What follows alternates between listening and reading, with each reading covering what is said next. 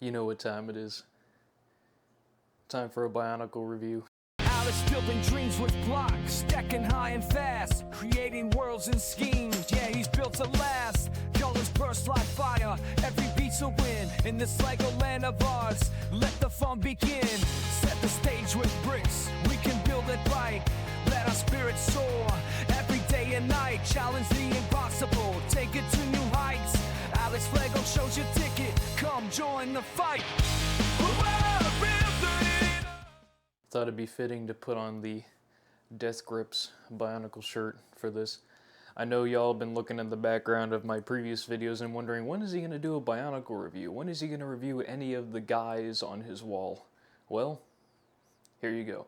And what better way to start out than with TAHU?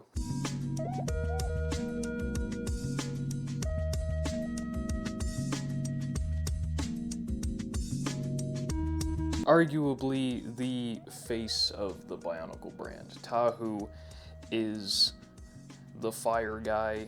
He's considered the hothead of the group. In the lore, he likes to rush into things without warning and basically inconveniences his entire team. Even though he's supposed to be the leader. But I guess that's just how it is, you know. Leaders are hotheads, as we know. But this was the first TAHU. He's pretty good. Very iconic build, made up of a red, orange, and black color scheme. Released with the rest of the TOHU in 2001, the first year of Bionicle. I love his little fire sword, and if you notice, I'm moving his arm around because he's got these it's got this gear system on his back so that I can actually swing his sword. Pretty cool. Unfortunately, not a lot of posability with these early models. Even though they are very iconic, there's not really too much posability you can do. You can bend his leg this way, but you can't bend it up. You can move his foot all around, but you can't make him do a high kick or something, unless you maybe move this part over. Yeah, you could do that actually. If you had it like this, you could do it. You could put his leg up, but that's not how it's supposed to be. But still, he's pretty good. He's a pretty good set. Also, the masks can pop off easily, and it's pretty good. He's got this little ball on his chest for some reason. Oh wait, I think I know why. You're supposed to put the ball on the back of the gear in case you wanted a ball on the back of the gear, but I don't know. And I assume this is his hand. When I first saw this, I thought it was a gun. I thought it was a gun that he had, but I think it's his hand with his fingers. Interesting piece too. We don't really see this piece again after this wave of Bionicle, or maybe we do and I'm just wrong. But no, he's pretty good. I like his classic look. You know, he's iconic. He's just iconic. Next up, we have the TOHU version of TAHU.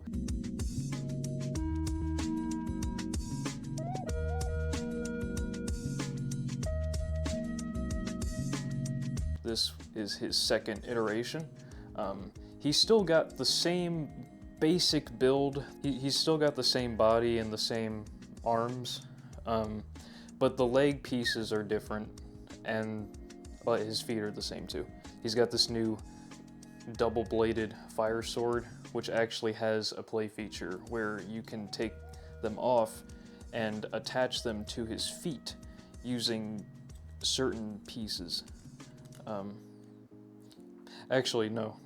You don't need certain pieces. You just put them right on his feet. I remember now, yeah. You put them right on his feet, and he kind of uses it as a surfboard, which is pretty cool. If you look at an old Bionicle commercial, you can see him kind of using it as a surfboard. Yeah, so that's a cool feature on him.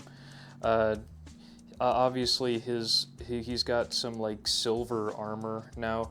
In the lore, this happens after they defeat the Bow Rock Queens, which are the leaders of the Bohrok, which I'll explain them in a future video as well.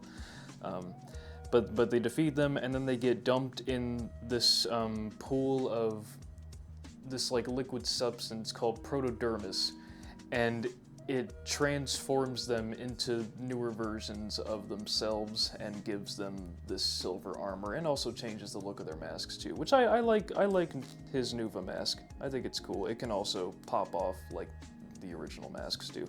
And obviously he's still got that gear feature, but this time he can move both of his arms instead of just one. So that's an improvement. After that, we didn't really see a new version of TAHU for a few years, until 2008 when they released the Fantica and Mystica lines.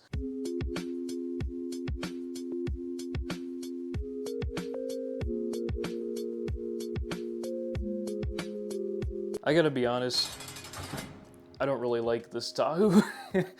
I don't know, just he's a cool looking guy, but his design to me just doesn't scream TAHU. And I get what they were doing. They were trying to change up the characters, make them different so they can sell them, you know, and also make them different for the lore to keep things fresh.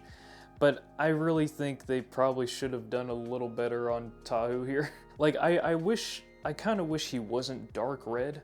I wish they kept his original bright red color scheme in this new version.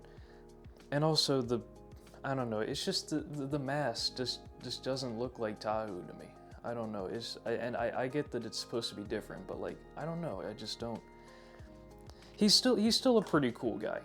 Like, I'll give him that. He's got this spinning blade shield. He's got this little gun thing that shoots using this like compressed air thing. Nearly took my camera out there, but you get what I mean. And he's got these little jet boosters on the back, and this little back clipping back here where you can put a Matoran from the Fantica line, which I'll again explain in a future video. He does have more opposability though than previous TAHUs, I'll give him that. You know, you can actually bend his knees. So, as long as they can bend the knee, right? Stand up, there you go. So that's the 2008 TAHU. And then just a couple years later, we got the 2010 TAHU from the very last wave of Bionicle G1, the Bionicle Stars line. This TAHU, you know, it used, at the time, it used the new piece building system that they first iterated in 2009, I believe. But you can tell with this model, they did try to replicate the very first iteration of TAHU, the very, you know, near exact same color scheme, you know, with the arms and body. And in the Stars line, each of the 6 Bionicle in the Stars line had their own gold pieces, and the idea was that you would get all 6 of them and put them all on TAHU, and put the golden armor on TAHU, including the golden mask and such. And I like that. I like that that's, you know, a good incentive to get all of them, so you can get all the golden armor pieces for TAHU. But Stars was honestly kind of an underwhelming last iteration of Bionicle G1, to be honest. But still, it's nice that we at least got TAHU in the last iteration of it. And then surprisingly, long after Bionicle G1 was canceled, essentially, by LEGO, we eventually get this surprise, which is a brick-built TAHU, which was actually a gift with purchase at the time. It came. This was released in 2023. It also came with a little Takua mini build and a little miniature reference to the Great Spirit of Mana Nui and the Shadow Spirit of Makuta. So that's pretty cool. This TAHU is very posable. He's got his body's very posable. His legs and arms can be posed. It uses LEGO's current like mech ball and joint system that they use to make all of the mech sets, which I think is a really good idea. He obviously looks like his very first iteration, his very first original iteration of the character, which I love. And his mask is actually printed on there. It's a printed slope piece. The same with Takua's mask. And I like this. I like that they did this. If Lego were to ever bring Bionicle back, I could definitely see them building them like this. Like with this new like Lego ball and joint system while using the classic bricks. I could definitely see them doing that if they wanted to go that route for Bionicle next. Because unfortunately they can't make any of the original Bionicle pieces anymore because all of the molds were destroyed, I believe, from what I've seen. So if they were to bring it back, they could do it like this, and I'd be happy with it. You know, at least they'd be bringing Bionicle back anyway. That's a conversation for another video, though. We're talking about TAHU today. So yeah, that is every TAHU minifig. Excuse me. That is every TAHU figurine. Every TAHU Bionicle figurine that they have made. If I had to pick a favorite, I obviously gotta go with the OG. The very first iteration. I mean, it is just a classic. When you hear the name Bionicle, you automatically think of this version of TAHU. I mean, he's just that iconic. Not only him, but his mask is also very iconic. It's the most iconic mask. It's the HAU. Ho. I believe is what it's called. The HAU. Ho. The HAU. Ho. I think I'm saying that right. But yeah, that would be my favorite. Least favorite would be the Mystica. I don't really like the Mystica. Again, it's a cool design. It doesn't look like TAHU to me. I mean, and you could see that compared to all of these. I mean, what the hell? But anyway, that is it for my TAHU review.